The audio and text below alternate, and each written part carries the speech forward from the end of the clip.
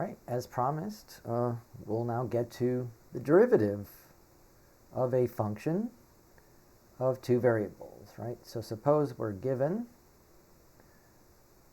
say, z as a function of x and y.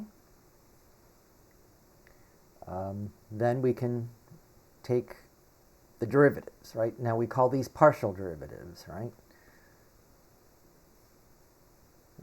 So we can write this little backwards 6, right? So that's the partial derivative symbol, the partial derivative of z with respect to x. So I was going to do an f here. It's a little bit sloppy, but you can write the partial of f with respect to x as well, right? Or you can just write f with a subscript x. Right? So this is the partial derivative of z with respect to x, or the partial derivative of f with respect to x. Right? So this little x here, right? This is not the component, right? Right? F is not a vector here, so just be aware of that. That the subscript here means it's the derivative, or the partial derivative with respect to x. Right? And here's the definition. Here's how it's defined. We're going to take the limit as delta x approaches 0 of f evaluated at x plus delta x and y, and then minus f of x and y, all divided by delta x, right? So this should look somewhat familiar. This is the difference quotient, but notice it's only x that's changing, right?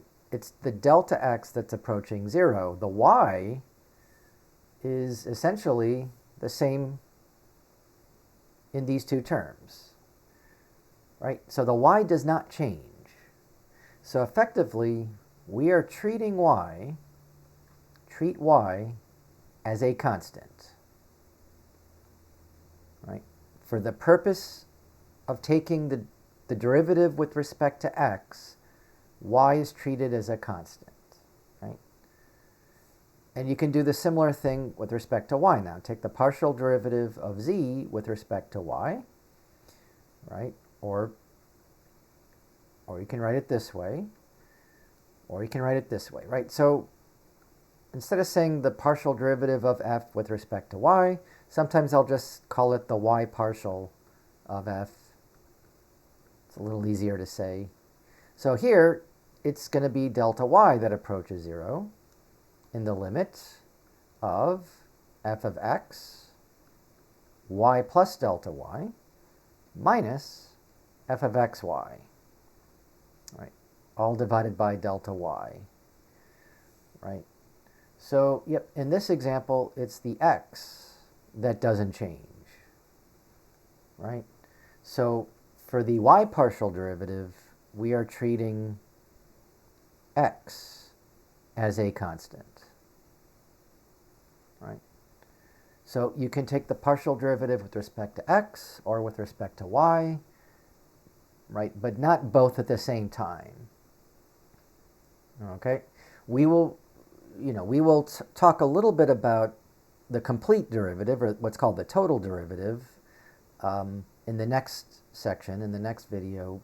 But in the meantime, right, partial derivatives are either with respect to x or y, but not at the same time, right?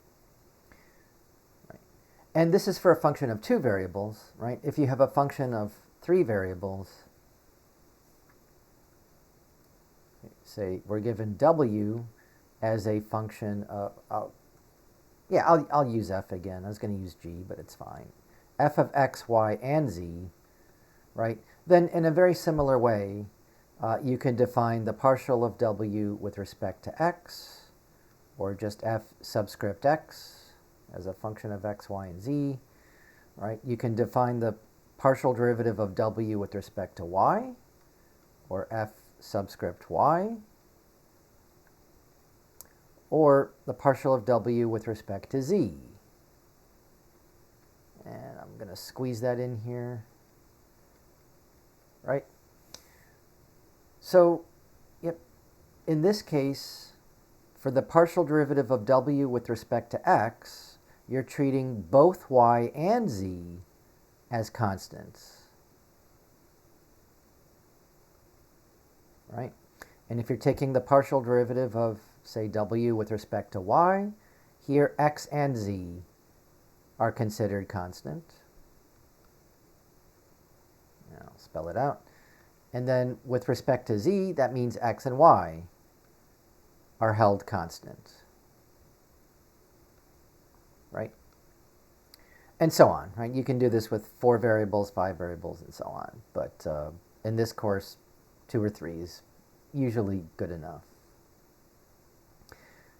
Okay, so we're not going to actually take derivatives using the definition. That's something you learned how to do, right, in Calculus 1 before you learned all the rules, the sum rule, product rule, chain rule, and all that, to help you, right, without having to resort to the definition. Because using the definition, of course, is extremely tedious to take a derivative. And that's true for partial derivatives as well, right? So for our first example, you just use the rules that you remember from Calculus 1 and 2. Okay, so let's start with a fairly routine example here. We have z as a function of x and y is x to the 4 minus 5xy squared plus 2y cubed. And we want to find both partial derivatives, one with respect to x and one with respect to y. So again, I won't always write it both ways here, but in this case, I'll write it using both notations. Right. So with respect to x, right, x is the variable, y is the constant, so x to the 4th is just, the derivative is 4x cubed, right? And then using the sum and difference rule, minus 5xy squared. So here you have to be careful, right? If you're thinking you need to use the product rule, remember that y is considered a constant, right? So if y squared is a constant, then the derivative with respect to x of a constant times x is just that constant, right? So this is just minus 5y squared, right? Times the partial derivative of x with respect to x, which is 1, right? All right. So plus, and now the derivative of 2y cubed with respect to x, well, 2y cubed is a constant.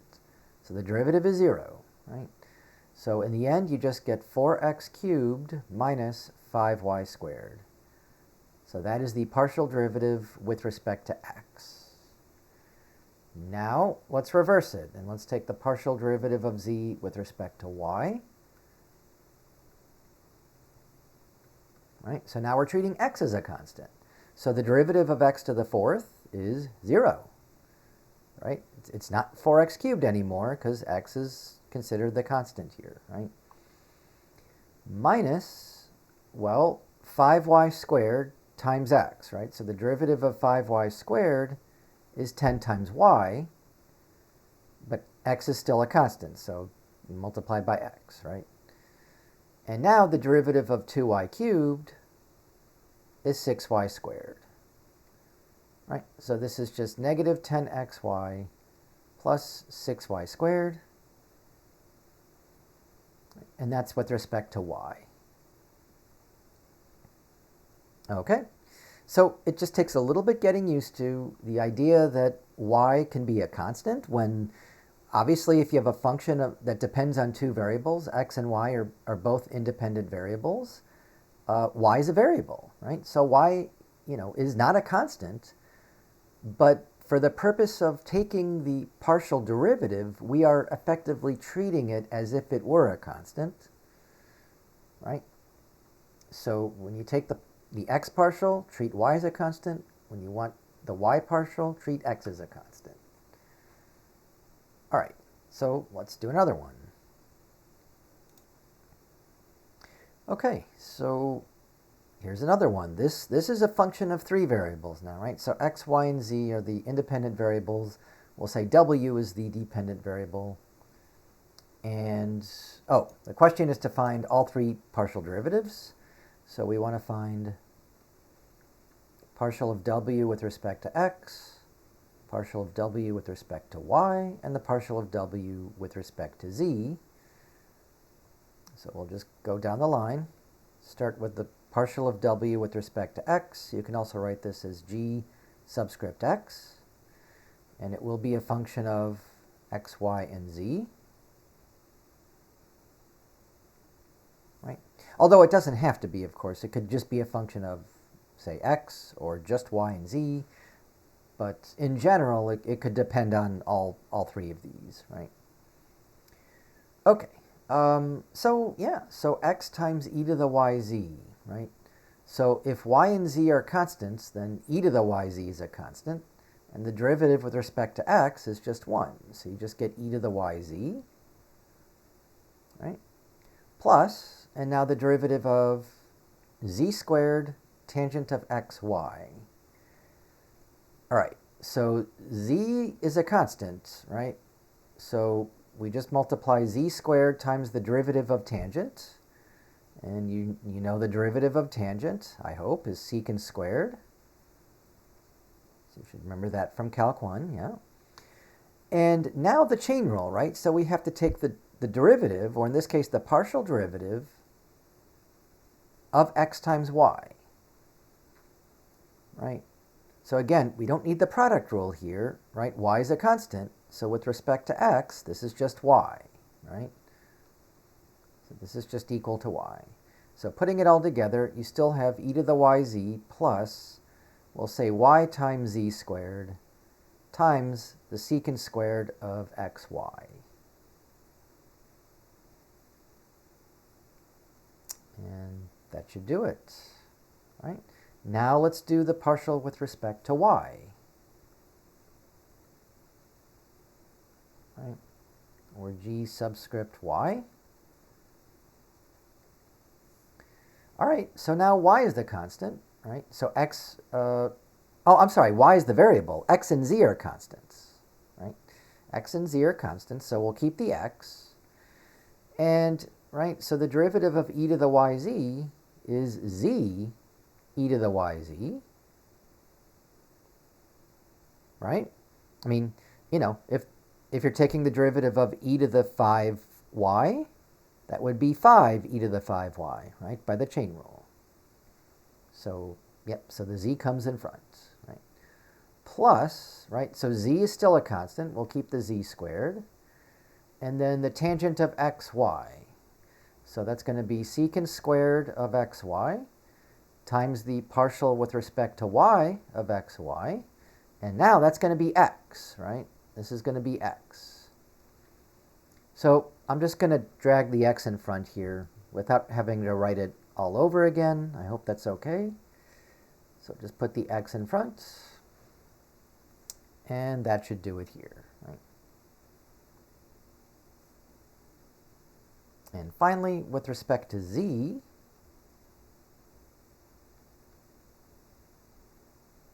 right, so now x and y are the constants. So with respect to z, we have x times y, e to the yz, plus, so now this whole thing, tangent of xy, is a constant. And you just multiply by the derivative of z squared, which is 2z, right, times that constant, the tangent of xy. And that's it. Right. So, yeah, that's the idea of partial derivatives, right? You don't have to resort to the definition unless you want to. I wouldn't in most cases. Just using the ordinary rules from Calculus 1 and Calculus 2, you know, we'll get you the partial derivatives. The hard part is remembering that, you know, whatever variable you're taking the derivative with respect to, in the first case it's x here, that means that y and z are treated as constants, right? Makes sense? All right, let's do another one. Okay, so this is the example we had earlier when we found the first derivatives go way back up here. So maybe as a reminder, we took the first derivatives with respect to x. We know it's a function of x and y, right? So we got 4x cubed minus 5y squared. And then with respect to y, we got negative 10xy plus 6y squared. Okay, so we did that already a few minutes ago. So these are second derivatives now, right? So we want to take the second partial derivative of z with respect to x. And so what this means is, right, you're taking the derivative, with respect to x of the derivative with respect to x, right? Right. So we could also write this as f subscript xx, right? X and then x again, right? So the first derivative was what? So I'm just going to copy this down up here. With respect to x, it was 4x cubed minus 5y squared, right? And now just take the derivative with respect to x again, right? So treating y as a constant, the derivative with respect to x is 12x squared, and then the derivative of negative 5y squared is 0. It's a constant, right? With respect to x, y is treated as a constant. So you just get 12x squared here, right? You can do the same thing with respect to y now, right? So this is, again, fyy. Or we're taking the partial with respect to y of the partial derivative of z with respect to y. So what was the first derivative of z with respect to y? That's this up here on the right, negative 10xy plus 6y squared. So negative 10xy plus 6y squared. Sorry, that's a 6y squared. So now take the derivative again with respect to y, treating x as a constant, right? So this will just be negative 10x, right, plus 12y. Is that clear? Right, because it's with respect to y, so the negative 10x is the constant, and the derivative of y is y, right? And then by the ordinary power rule, right, 6 times 2y, you get 12y. Okay. But there's actually 4 derivatives here, right? We can also take the second derivative of y, first with respect to y, then with respect to x. So if you're writing it this way, notice it's backwards. First you do the derivative with respect to x, then the derivative with respect to y. Okay. No, I think I got that backwards. It's easy to mix that up, right? Yeah, first you're doing y, then you're doing x. So this is y, then x. Right? So yeah, we're taking the partial with respect to x of the partial of z with respect to y in that order. Right. So what's the partial with respect to x of, again, the partial with respect to y was up here, so that's still negative 10xy plus 6y squared. Right. And now take the derivative of that with respect to x, which means y is a constant, right? And if y is the constant, right, this is just going to be negative 10y, right, plus 0. So negative 10y. Okay? All right, so now let's do it the other way. The second derivative of z, first with respect to x, then with respect to y. Right? So yeah, the y comes later, and we take the derivative of z with respect to x. That was up here, 4x cubed minus 5y squared. So now we just take the y partial of that quantity, 4x cubed minus 5y squared.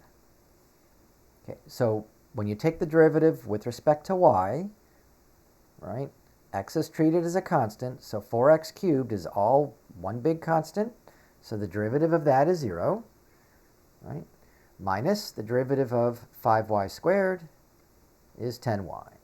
So we end up with negative 10 times y, which is interesting, right, because we got the same answer when we switched the order, right? When we did the derivative with respect to y first and then x, we got negative 10y. And here we took the derivative with respect to x first and then y, and we got negative 10y. So is that a coincidence, or does this always happen, right?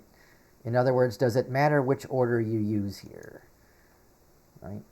So these two second partial derivatives, are they equal?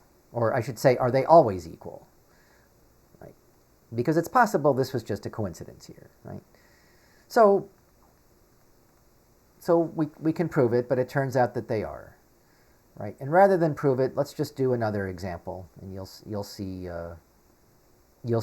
that if it happens twice, if it happens once, it could be a coincidence. If it happens twice, it still could be a coincidence. It's just not as likely, right? And if we do it 3 times, it should be convincing that this should always happen. Okay, so here's where we're going to get a lot of practice taking partial derivatives. So we're back to a function of 3 variables, x cubed, y squared, z to the 4th, right? We want to find all 9 second partial derivatives. Well, before we can talk about second partial derivatives, we have to find their first derivatives, right? So partial of w with respect to x, or just f subscript x. So y and z are constants. The derivative of x cubed, 3x squared, y squared, z to the 4th, right? And then the partial with respect to y, so f subscript y. So now y is the variable. The derivative of y squared is 2y. So 2 x cubed y z to the 4th. And then with respect to z, right, this is going to be z to the 4th, so that's going to be 4z cubed.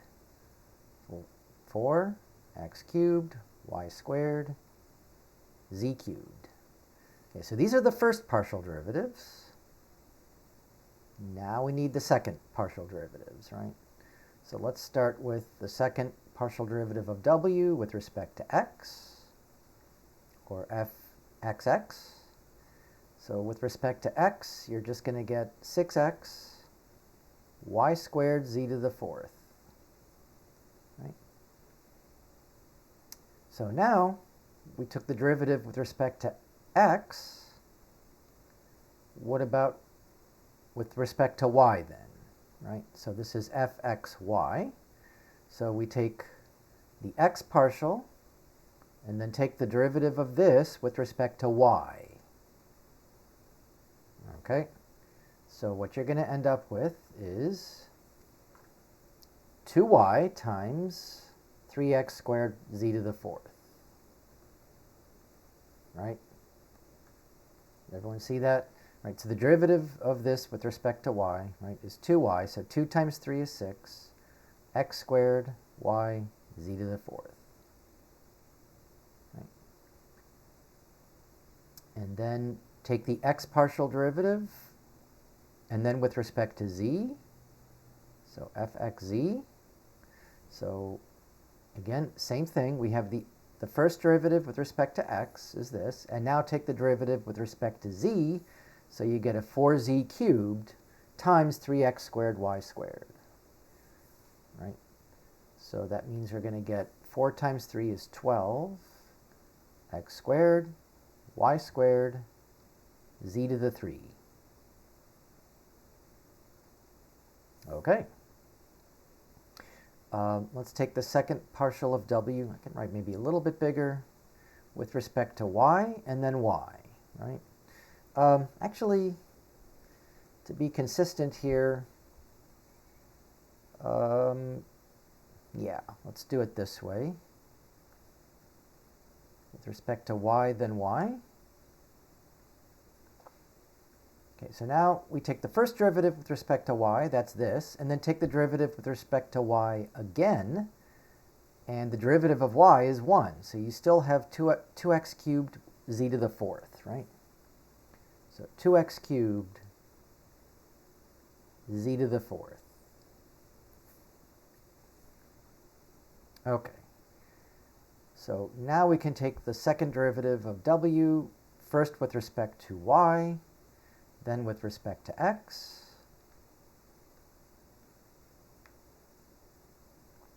Right.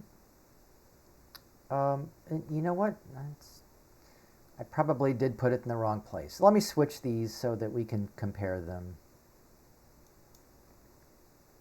Okay, so I think that's better. All right, so we take the derivative with respect to y, that's this again, and now take the derivative of this with respect to x.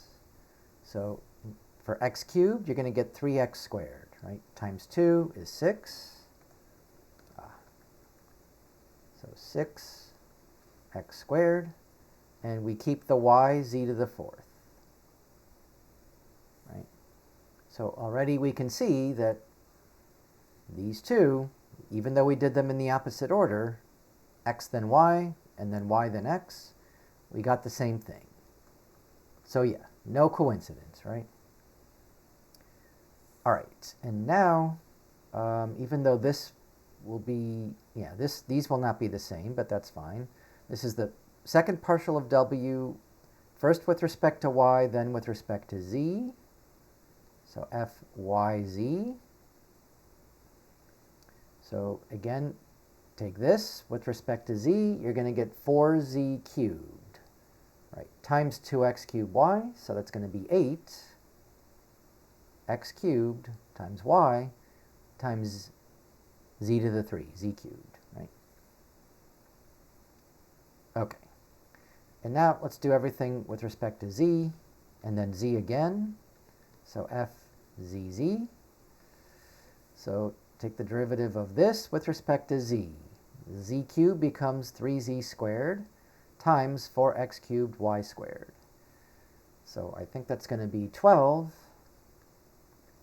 x cubed y squared, and then z squared, right? Okay. Now with respect to y, so this is f zy. In fact, let's put that,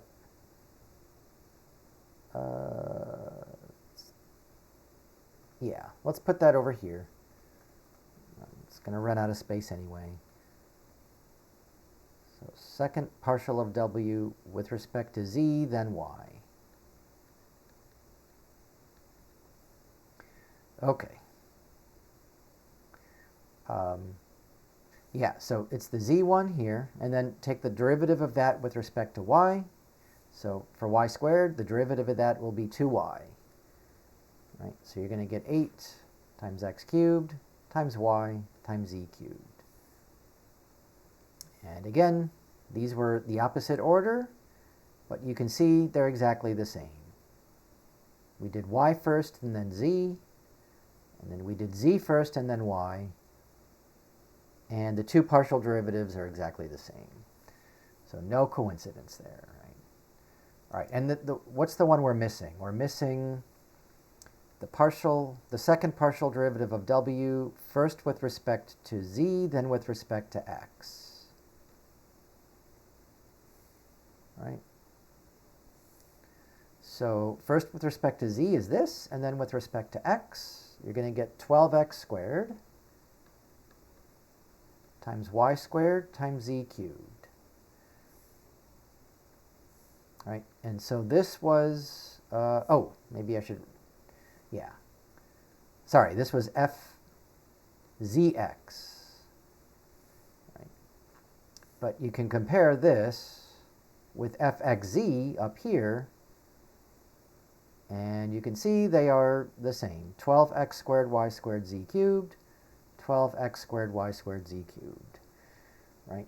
So all these mixed partial derivatives, right? We call these mixed partial derivatives, right? All give the same thing. So whether you do fxy first or fyx, you get the same thing. If you do fxz, that's the same as fzx. And if you do fyz, that's the same as fzy. So all mixed partial derivatives are equal, right? And so that's our next theorem. And here it is, right? So we have equality of mixed partial derivatives, right? So if fxy and fyx are continuous on an open disk, we'll call it D, then for all points in that disk, right, the second partial derivatives are equal, right? So with respect to x, then y is equal to the partial with respect to y, then x. And these are both second derivatives, right? So I wrote it both ways. Right. So you can see that this is contingent upon the two second partial derivatives being continuous functions, right? So it turns out there are sort of pedantic cases where these two partial derivatives are not equal, but you're really not going to see those that much. And I wouldn't worry about, functions where that's going to happen, because in this class and in your physics class, your engineering classes, you're dealing with continuous, differentiable, nice functions, right? So as long as those functions are nice enough, and they almost always will be, except in really weird pedantic cases, you can assume that the two mixed partial derivatives will always be equal. Okay, so I hope that's enough sort of brute force computations of partial derivatives, either first partial derivatives or second partial derivatives. And of course, you can also do third partial derivatives. Maybe we should do one example here. How about if we do the third partial derivative of w with respect to z, then y, then x. Right? So this would be fzyx. So we already did the yz partial. The yz partial is right above it, right? This is yz. And then take the derivative of this with respect to x, and you'll get 24x squared yz cubed. Okay. All right. So those are third partial derivatives. We're almost never going to get that far. Right, and of course you can keep going. This is equal to fxyz, which is equal to fxzy, which is equal to fyzx, which is equal to fyxz. So, changing the order in any way you can here, you should get the same answer. And this is also zxy. We missed that one. So you can check these, you can check all 6 of these and show that they're all the same thing. But for the most part, we're just going to stick with first partial derivatives and occasionally second partial derivatives, and very rarely third partial derivatives. Okay, so yeah, you'll get plenty more practice in the homework doing a lot of these partial derivatives. But what do they mean? Okay, so here's an easy example, at least I hope it's easy. Here's the function f of xy is 3x plus 2y minus 6. We want to find the x partial derivative and the y partial derivative. So with respect to x, of course, you're just going to get 3. With respect to y, you're just going to get 2. Right? And the 6 is a constant with respect to both of those. Right? All right, so what is this, right? If we think of this as z equals 3x plus 2y minus 6, that should look familiar, right? This is the equation of a plane, right? So if I subtract the z from both sides, we get 3x plus 2y minus minus 6 equals 0. Or 3x plus 2y minus z equals 6. And so I think we can graph this one. This is just a plane. So here's the z-axis. And let's see, how should we do this? Here's the x-axis. Here's the y-axis. Right? So we need 1, 2, 3, 4, 5, 6. So notice that when x and y are both 0, z is 6. Oh, z is negative 6. Shoot. I did not intend for that. So why don't I make this a plus 6 here? It doesn't change the derivatives, of course. But then those are going to be negative. Shoot. All right, hang on. I'll fix this. So I think what I'll do then is keep the negative 6, keep it as it was, and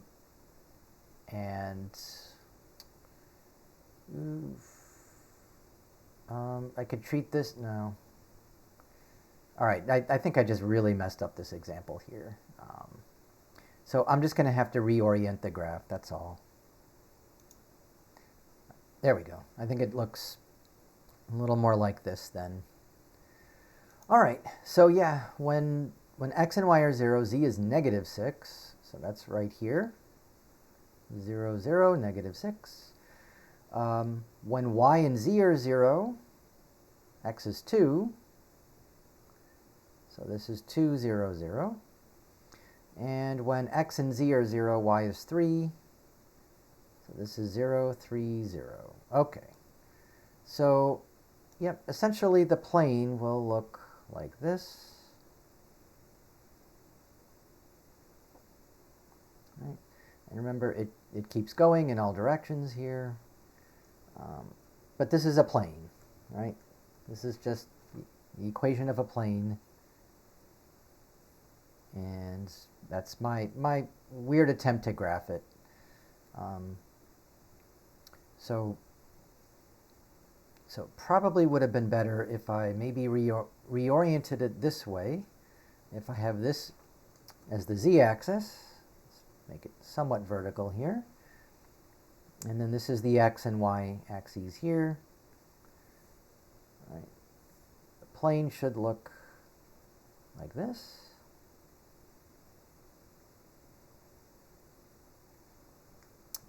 Try to make that straight. Yep. Okay. Yeah, so it's a plane. It's a plane that looks, again, it's tilted in some direction. All right, so what does this mean then? The partial derivative of x with respect to y, right? So if we're traveling in the x direction now, right? If we're going in the x direction, very difficult to see here, but you're going up, right? Maybe it's easier to see that here. In this direction, you're going this way, right? And then the slope of that line, the slope of the tangent line, will be 3. Right? On the other hand, if you're going in the y direction, the slope will only be 2. Right? So in the y direction, here, the slope will be a little bit less. It'll be 2. So it's simply which direction you're traveling in. In one direction, your slope is 2. In the other direction, the slope is 3. So it's still the slope of a tangent line, but for the x partial derivative, right, it's the slope of the tangent line in the x direction. For the y partial derivative, it's the slope of the tangent line in the y direction. Okay, so yeah, kind of hard to see here in the plane, but then maybe I'll try one more example and hopefully that'll make it a little clearer. Okay, so consider the paraboloid, right? Z equals x squared plus y squared. Find the slope of the tangent lines at the point 3, 4, 25. And you can check that this point is on the graph, if x is 3. So we can consider z as a function of x and y, right? And that's just x squared plus y squared. And if we replace x with 3 and y with 4, sure enough, 9 plus 16 is 25. So the point is on the graph, right? But we're looking for the tangent lines, or the slopes of the tangent lines, in these two directions, in the x direction and then in the y direction, right? So for the x direction, we take the x partial derivative, right? Or fx, and that's just going to be 2x, right? So of course it's only a function of x. It could be a function of x and y. So at the point where x is 3 and y is 4, this is going to be 2 times 3, which is 6. Right? So this represents the slope of the tangent line, right, in the x direction. Right? For the y direction, so that's part B, you take the y partial of z, it's f sub y, right? And of course that's just 2y. So plugging in the point, 3, 4, right? Y is 4 now, so 2 times 4 is 8. Right? So that's slightly steeper. That's the slope of the tangent line in the y direction. Okay. Right? In other words, it's the rate of change of the function, right? That's what derivatives are. It's the rate of change only looking in the x direction for the x partial derivative, and then for the y partial derivative, it's the rate of change in the y direction. All right. So yeah, this is also one that's going to be pretty tricky to draw, but you have your paraboloid, something like that, right? And so what happens at a particular point on the graph, right? You don't have just tangent lines, you have a whole tangent plane, right? A whole plane that just, no, I think I got it backwards, because it's gonna look this way, something like that.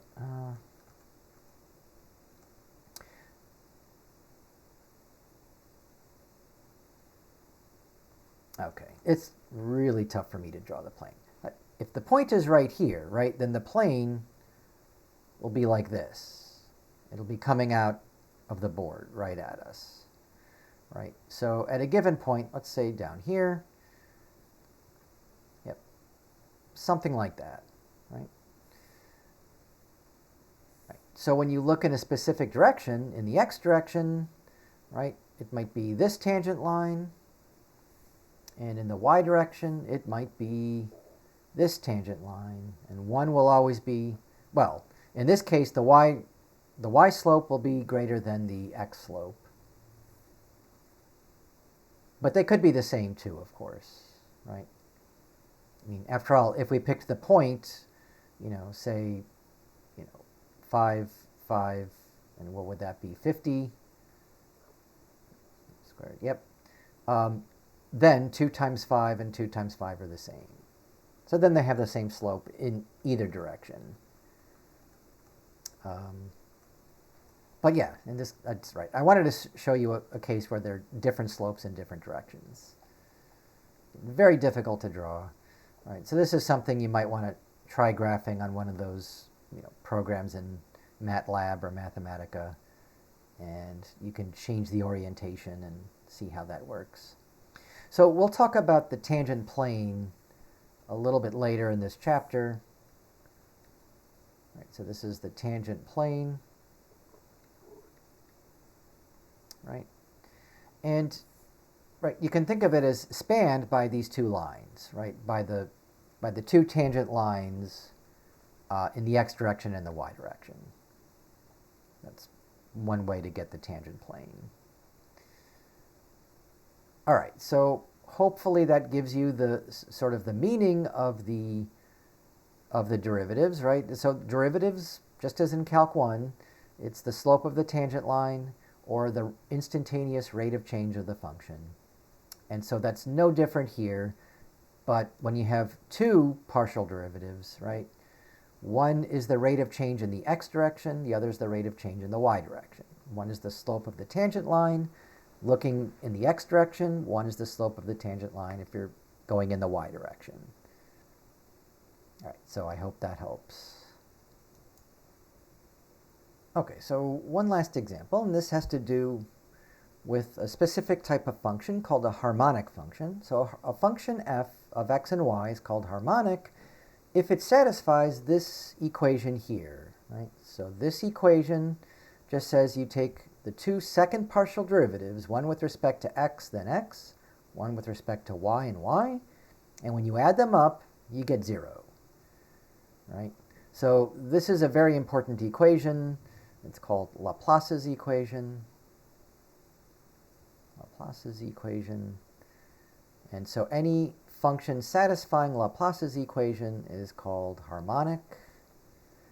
And we want to show that this particular function here, e to the negative y times the sine of x, is harmonic.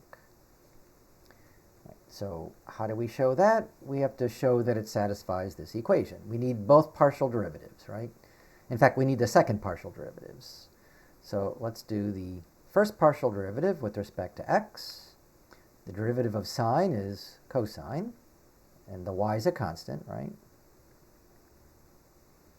And then for the second partial derivative with respect to x, when you take the derivative of cosine x with respect to x, you get negative sine x,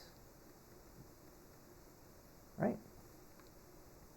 So now take the partial derivative with respect to y.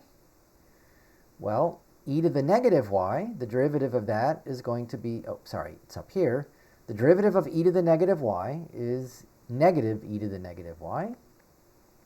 And remember, x is a constant, so sine x stays as it is.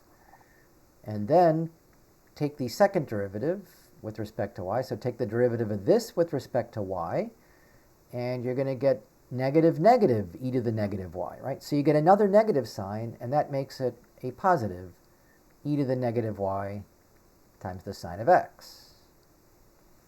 So now let's add those two second partial derivatives together with respect to y, right? The first term is this, so that's negative e to the y sine x plus this e to the negative y sine x. So you're just subtracting and then adding, right? You get 0. So, right, so when you get 0, that shows that this function, e to the negative y times the sine of x, is an example of a harmonic function. Right. As far as I know, it doesn't, you may remember the harmonic series from Calc 2. I don't think this has anything to do with that, but I'm not 100%. I just don't know for sure. But, you know, we're not talking about infinite series here, right? So the harmonic series, 1 over n, right, diverges. But yeah, I don't think this has a whole lot to do with that. These are harmonic functions, not harmonic series. But yeah, so again, these are very important, especially in engineering and physics, electricity and magnetism. These come up all the time. So again, all we needed to do here was take the two partial derivatives, add them up. We did them here, and when you get 0, we know that it satisfies the equation, Laplace's equation, and therefore it's a harmonic function. Right. So and again, this is just one example of a harmonic function. There are many, many others. So the real challenge is to start with this equation and then come up with a solution, for example, like this one, right? So if you want to solve Laplace's equation, right, for z as a function of x and y, what functions satisfy Laplace's equation, you would have to take a course in partial differential equations. And I know some of you might be taking partial differential equations now. Elementary right? The first course in differential equations. Some of you are taking that now. Some of you will be taking it next semester or soon. Some of you already took it. But in any event, we're not going to get into differential equations much, let alone partial differential equations, which would be a second course in differential equations, a much more advanced course than the differential equations that we offer here at NCC. But again, depending on how far you want to go in engineering and physics, you will see these partial differential equations again. And certainly if you're going into higher level mathematics, these partial differential equations are very important, as well as in topics like complex analysis. All right, the point is you don't have to know any of that, right? You just have to know how to take partial derivatives, how to take second partial derivatives, and in this case, we just add up this particular combination of second partial derivatives, and if you get 0, yep, you get a harmonic function from that.